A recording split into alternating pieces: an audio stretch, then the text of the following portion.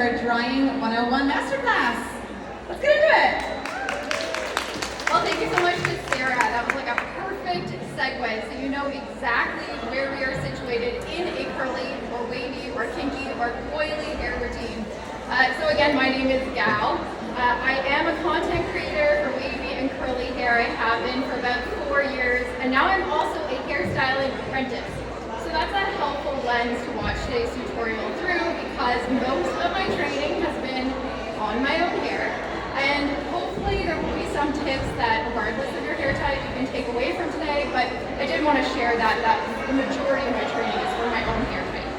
Okay, so that being said, let's get into it. So there's two main ways that you can dry your hair, obviously, and it's kind of the age-old question of do I want to air dry my hair or do I want to diffuse my hair? To answer that question, we always want to take a step back, and this is something that I think a lot of people skip, and it's understanding what your goals are for your hair routine. And I think so many people think that we all have the exact same goals when it comes to our hair routine, and that is the furthest thing from the truth. And I want everybody to take a moment to try and reflect about what are the goals that you have for your hair. Some of the more common goals that I hear is some people are trying to control their curl pattern. So that might look like controlling frizz, adding definition. Other people are looking to encourage their curl pattern. Someone like myself, you're trying to make your hair look curlier than it is, maybe add volume. Other people want to restrict volume. So those are a couple of really common goals that I hear. So kind of make a mental note of what are some of the goals that either you see in your chair very often or that you have for your own hair. And that's going to help you as you're watching the demonstration today, because I'm going to talk a lot as I go through different techniques about what the outcome is that is associated with that technique. And it'll help you understand which of these techniques are right for you that you should go home and try and incorporate into your own routine. Okay, so we are going to be doing Erica's hair primarily today, and we're going to be touching on Marilyn's hair a little bit. So air drying versus diffusing. So before I get into air drying, I know Sarah touched on this briefly, but it's really important to consider that when your hair is soaking wet, in that state, that's when your hair is most likely to become frizzy. As long as it's wet, every time your hair gets touched by the wind, a scarf, like the back of your car seat while you're driving, you're getting changed, all of those things are creating frizz. So if you're air drying your hair and it's taking 2, 3, 10 hours, 24 hours for your hair to dry, depending on your hair, the likelihood that you might get some frizz associated with that is a little bit higher, right? Another thing to consider when you're choosing air drying versus diffusing is what your goals are.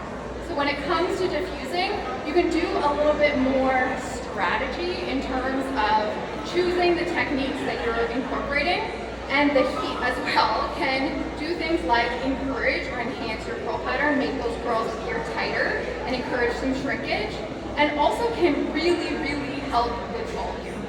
So as we go through the different diffusing techniques, you're going to see which of those techniques can contribute to those. So those are the important things to consider when you're making that decision of do I want to air dry versus do I want to diffuse my hair. Air drying, yes, way less active drying time. If you've got triplets hanging off your leg, it just might be more realistic, but you're not necessarily going to get the same results. And sometimes, for some hair types, you do end up with more frizz simply because of the dry time. Okay? So let's get into it. We're going to go through some diffusing techniques right now. So we're going to go through 4 main diffusing techniques. Hover diffusing, bubble diffusing, made famous in my world by Barbara, pixie diffusing, and just nozzle diffusing your roots. All of these are going to have different outcomes. Most people are not going to choose one diffusing technique and do it the whole way, although that's possible. Most people are going to do a hybrid that is as unique to them as their hair and curl pattern is. Okay? So we're going to start with hover diffusing. So hover diffusing is a technique. Am I plugged in?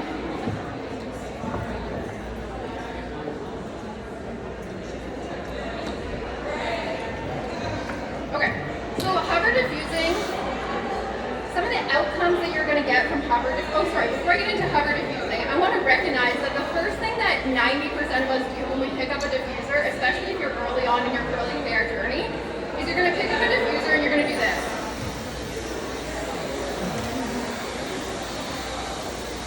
And if you like the results that you're getting when you do that, then keep doing it.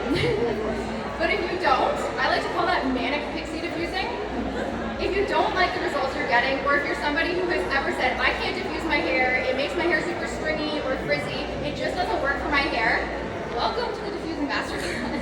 One of the techniques that we do today probably is really going to help you with that. So we're going to start with hover diffusing. So hover diffusing is the technique that is going to disturb your curl pattern the least. It's going to create the least amount of frizz. It is a fantastic way to set your gel cast. Does anybody know what a gel cast is? What's a gel cast? It's the hardness that you get after your product dries. So it's like puts a little cast. Exactly. It's the stiffness that is associated, that kind of stiff crunchiness that you get from using products that contain gold or any gritty products. So that gel cast is protecting your hair from frizz while your hair is dry. Remember, we were just saying, while your hair is wet is while it's most prone to getting frizz. Using those products that contain gold, like gels, hairsprays, some curl creams, some mousses, that cast is protecting your hair from frizz. So by using hover diffusing, this is a great way to get that gel cast set without creating a whole bunch of frizz. So let's talk about what is hover diffusing.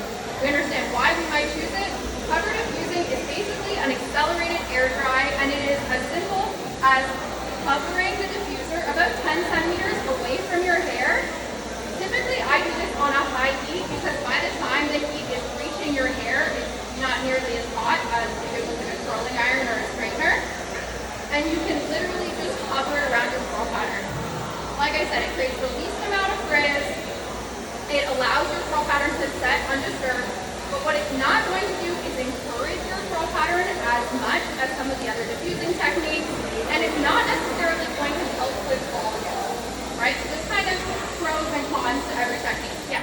And what stage should your hair be when it's just kind of wet? So that's a great question. Typically, you want, first of all, you want to get rid of any wet frizz before you start getting into the drying process. And I think Sarah did a great presentation about some of the things you can do to remove wet frizz, like rake and shake method, using a demi brush, anything like that. Usually you have soaking wet hair when you're doing those techniques and the product is already in your hair. From there, if you have dripping wet hair, I personally like to micro-plop, and I think we saw Sarah doing that with a microfiber towel. Micro-plop is, sorry, I'm afraid I'm going to bust out. Micro-plopping is when you take, I can probably lean her,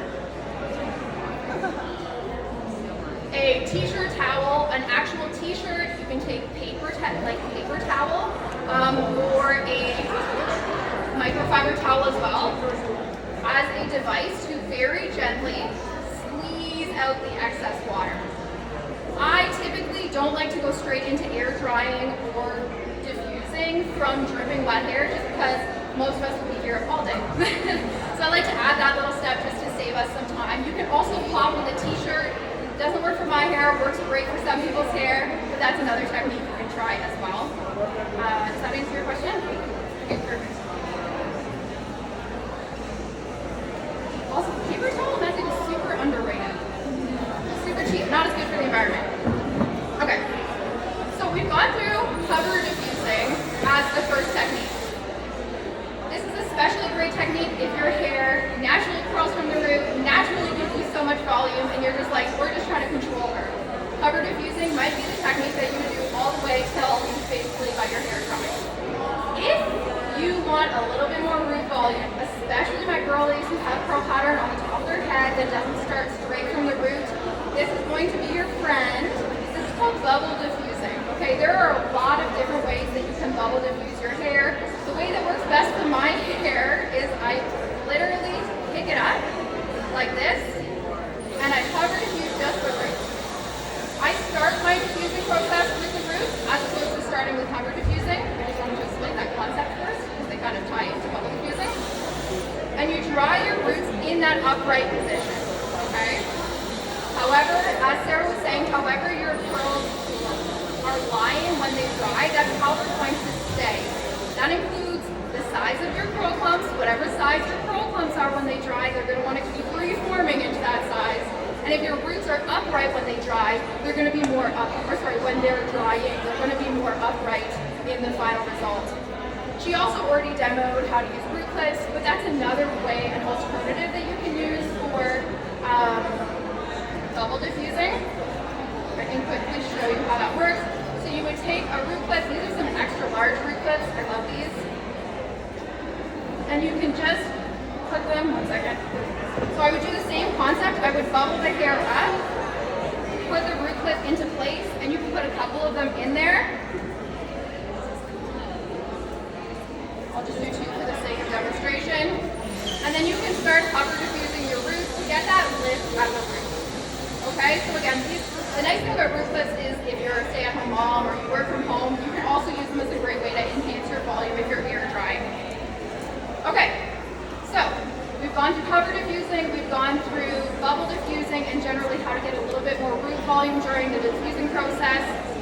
The third technique, especially for my babies, especially for anybody who's trying to encourage their curl pattern, this is a very, very popular technique that probably a lot of you have heard of, pixie diffusing. And again, we are not manic pixie diffusing, where we go like this. This is doing too much disturbance of your curl pattern. We're creating frizz when we do this. Instead, I'm going to go back and tilt her head. Okay. We are going to, now I have a Dyson, so I do it a little bit differently, but since I'm guessing most of you don't have Dysons at home, you're going to start with your diffuser turned off. You're going to put a section of hair into the mouth of the diffuser, and the idea is you kind of want to push, if you're working with coils or spirals, I like to kind of like push them so they create these nice little donuts, okay? And that can kind of avoid the wonky curl syndrome.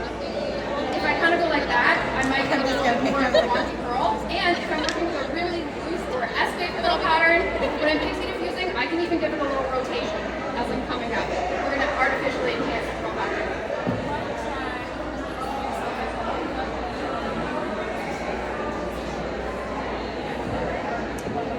So when I'm at home, the question was, how do I do this at home?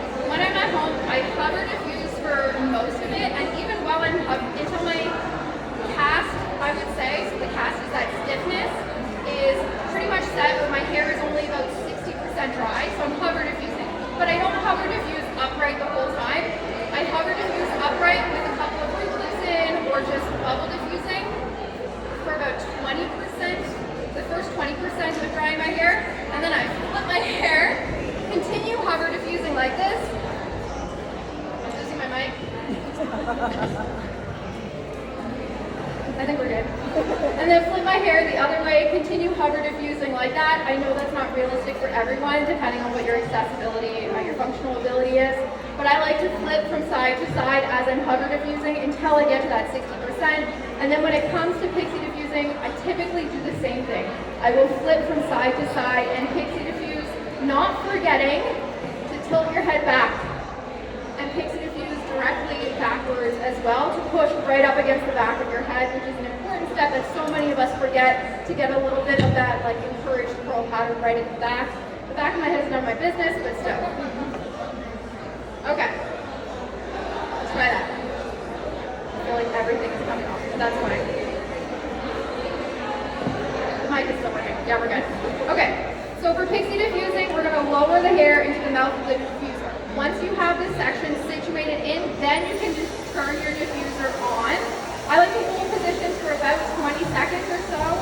And then as the hair dries, I'm going to slowly lower the temperature of the diffuser. So while the hair is still soaking wet, I use a high temp. Once the hair starts to get closer to dry, I'm going to lower the temperature of my diffuser. It's going to help protect your hair. The more dry your hair is, the closer it's going to get to not liking that heat quite as much, okay? Although typically diffusing your hair is not going to be creating the same kind of damage to your hair as using a straight or more curling iron on your hair cord. So we don't need to be quite as afraid of the heat coming from the diffuser. Okay, so that's pixie diffusing. Turn your diffuser off, put the section of hair in, turn it on, hold your position for 20 seconds. When you're ready to move to the next section, turn it off again, and move to the next section before you turn it on. The idea behind turning your diffuser off before changing sections is you are limiting how much frizz you are creating. Remember, again, our hair is still wet. It is super susceptible to having frizz created. So the idea behind turning it off before moving sections is to prevent those flyaways from getting generated. Okay, any questions about pixie diffusing before we move on? Pretty straightforward. The goal of pixie diffusing is absolutely to encourage your curl pattern. It can also go a long way to creating a little bit more volume if that is also one of your goals.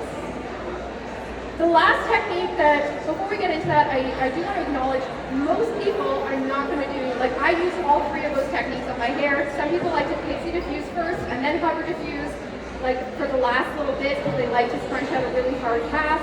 Some people I like to start with hover diffusing and then pixie diffuse. Some people like to bubble diffuse, some people don't. Your diffusing routine really is going to be so customized, and the best way to figure it out is to experiment. Nobody can really tell you exactly what's going to be perfect for you. That said, I do want to talk a little bit about Marilyn's hair, because it's a little bit different, as you might notice. And when it comes time to scrunch out her cast, if I'm scrunching out the cast on Erica's hair, I can just scrunch it out. It's going to scrunch out. We're going to get as much volume really as we can without adding like a texture spray or something at the roots to add that extra volume. But there's another diffusing technique that I can incorporate on Marilyn's hair that's also going to add even more volume, and that is going to be nozzle diffusing to help break the cast. Now, I hope her hair's pretty much dry. So I styled Marilyn's hair last night. She still has a gel cast a little bit. I did that to Airbnb last night. So she still has most of a gel cast in her hair. We haven't broken it up yet, but you'll see, just by scrunching it, we restore a little bit of volume, but Marilyn likes to have really big hair. She likes that nice rounded shape. So another diffusing technique that she can incorporate is using a nozzle diffuser specifically at the roots. And this is going to be very similar to like picking the roots to create that extra volume and to help break the cast.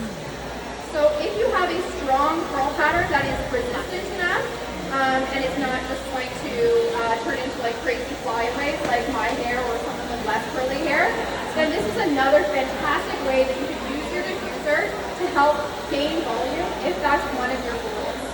And it's going to help you break the cast as well. Anyway, you can keep doing this. Outside. Okay, so did anybody learn a new diffusing technique today? Or I learned the names. which one was new? What was new? This one, the nozzle diffusing? Okay. You never diffuse the back? It's so true, yeah. Yeah, exactly. And in the salon, I find it easier because you can have your clients sit forward and go back, but when suddenly we're at home and we never do the back. It's so true. So you can already start to see the volume coming back to Erica's hair, and just scrunching alone would never. Although a pick would have definitely helped, but this is going to be a little bit gentler on the hair even than using a pick, because we're not back combing, we're not doing anything like that. We're just really breaking up that cast and starting to restore that. So you can already see what a massive difference that's making. Okay? That's everything that I had for you today. Those are like my key takeaways for master class of drying hair. If you guys have any follow-up questions, feel free to ask them. But yeah, thanks so much.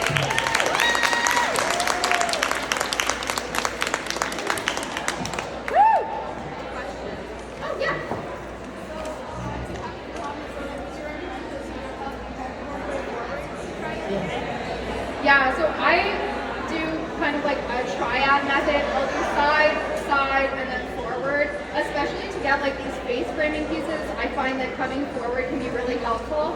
Something else I didn't mention is particularly if you're somebody who has kind of like stubborn pieces, face framing pieces that aren't always well behaved. I am guilty of that. I have like one bang that's just, I don't even know what's happening with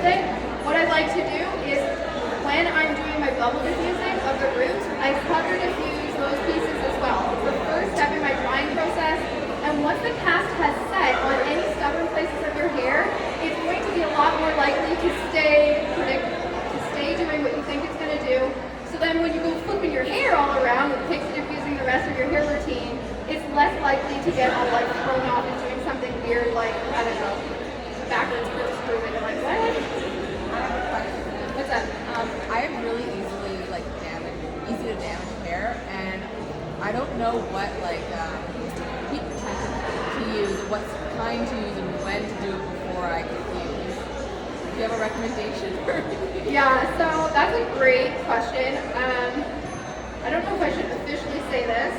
I don't use heat protectant on my hair. It's okay. Yeah, I think diffusing, I typically say diffusing your hair is going to be more like putting your clothing in a tumble dryer versus using like a straightener or curling iron on your hair is more like using a clothing iron on your clothes. Did I say that right? Yeah. Yeah, so you're far more likely to burn your clothes using that clothing iron than you are throwing your clothes in a tumble dryer, right? So is it possible to burn your hair while diffusing? Of course. I'm sure if you held your diffuser on a high heat for the whole time in one spot, but it's far less likely. But if your hair is either already heat damaged or you just know it's really prone to being easily damaged, absolutely use a heat protectant. I like the Wizard by Amika. The key is whatever one you choose, you probably want to choose one. Not that silicones are the devil, they certainly are not. There can be a time and a place, I think, especially in a modern world where we do have water soluble silicones. But Amika is a silicone-free heat protectant, so it can be a little bit more beginner friendly, especially if you don't know how to use silicones in a safe way in your hair. Yes.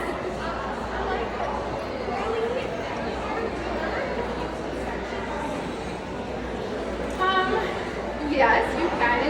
On very, very dense or thick hair, I think there can be a time and a place for that, especially on very, very dense, high type 3 or type 4 hair. I think there can definitely be a place where just having the whole head like this, we'd be here all day and in here would still be wet.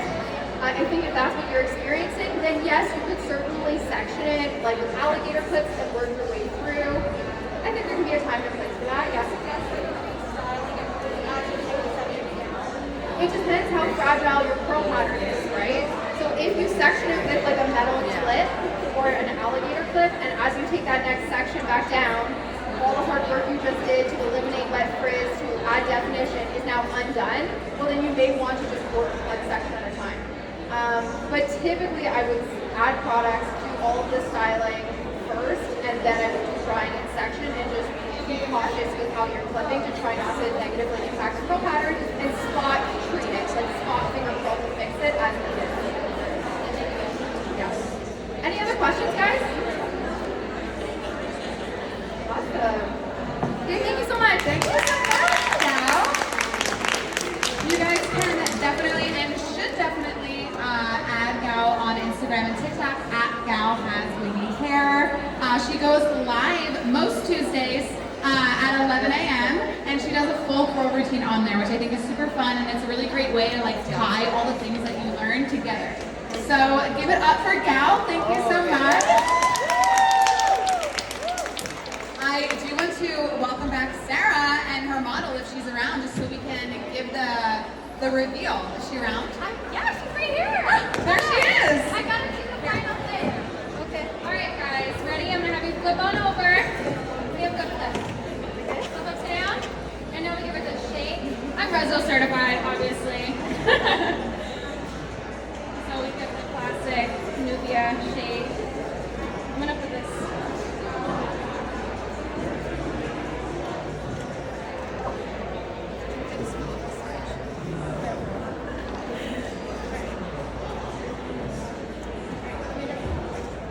So while she's upside down like this, sometimes I will pull apart the curls.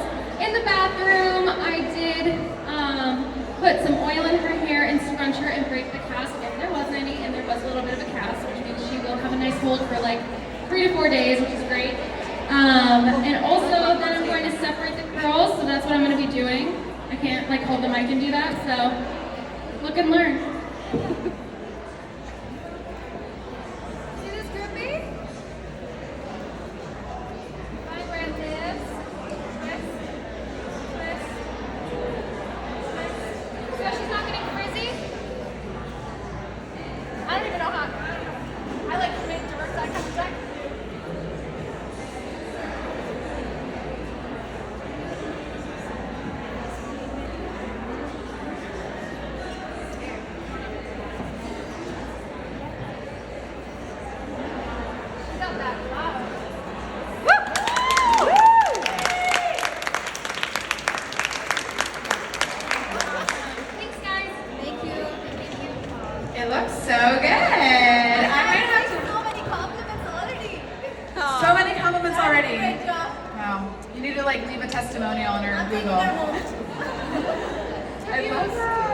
It looks amazing. I might have to like go to Boston to have you do my hair.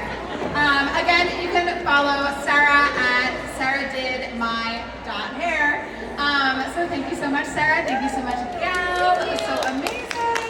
And actually, that concludes all of our speakers upstairs for the day. So we have about 30 minutes for you to do some more wandering, some more networking, some more meeting, and we'll meet you back downstairs on the main stage to see the one and only Jonathan Twitch, who's actually over here to my left, downstairs to do a presentation. So see you guys soon.